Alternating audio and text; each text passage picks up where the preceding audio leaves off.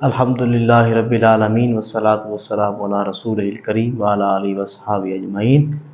یا ایھا الذین آمنوا کتب علیکم الصیام کما کتب علی الذین من قبلکم لعلکم تتقون۔ الصلاۃ والسلام علیک یا رسول اللہ وعلی آلہ وصحبہ یا حبیب اللہ۔ رب کائنات نے ارشاد فرمایا یا ایھا الذین آمنوا، اے ایمان والو، کتب علیکم الصیام، تم پر روزے فرض کیے گئے اس طرح کہ تم سے پہلے لوگوں پر فرض کیے گئے تھے، لعلکم تتقون، تاکہ تم متقی بن جاؤ۔ اب روزہ کیا ہے؟ روزہ اللہ کی رضا کا نام ہے کہ انسان سارا دن بھوکا پیاسا رہتا ہے تو اللہ کی رضا حاصل کرتا ہے۔ فرمایا من صام رمضان ایمانا و احتسابا غفر له ما تقدم من ذنبہ، جس نے رمضان کے روزے رکھے ایمان کے ساتھ اور اپنا محاسبہ کرتے ہوئے تو اللہ تعالیٰ اس کے پچھلے سارے گناہوں کو معاف فرما دے گا۔ فرمایا روزہ ڈھال ہے جہنم کے لیے آدمی کے واسطے، جب آدمی روزہ رکھتا ہے تو اس کی ایک ڈھال بن جاتی ہے۔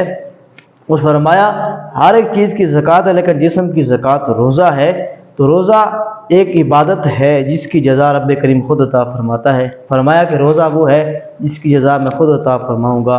رب کائنات ہم سب کو رمضان کے روزے رکھنے کی توفیق عطا فرمائے اور اس کا احترام کرنے کی توفیق عطا فرمائے۔ وما توفیقی الا باللہ العلی العظیم۔